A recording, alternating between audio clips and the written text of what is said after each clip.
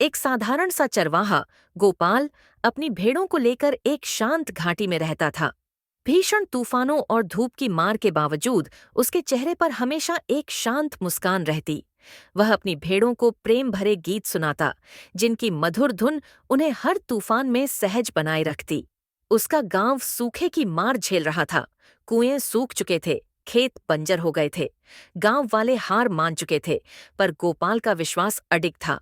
वह रोज प्रार्थना करता, बारिश की आस लगाए बैठा रहता। अरे पागल, इतनी धूप में भगवान को कौन सुनता है?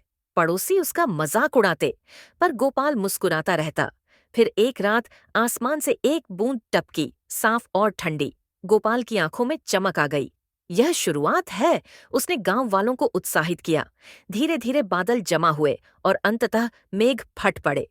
गांव वाले हैरान रह गए। खेत हरे भरे हो उठे, कुएं लबालब भर गए। सबने गोपाल के सामने सिर झुकाया।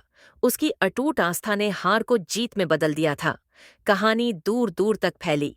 आज भी मुश्किल वक्त में लोग गोपाल की याद दिलाते हैं। विश्वास रखो, प्रेम बनाए रखो, संयम न छोड़ो। एक चरवाहे की आस्था ने पूरे गांव की किस्मत बदल दी।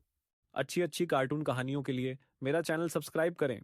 चैनल का नाम है AZJ सिंधी।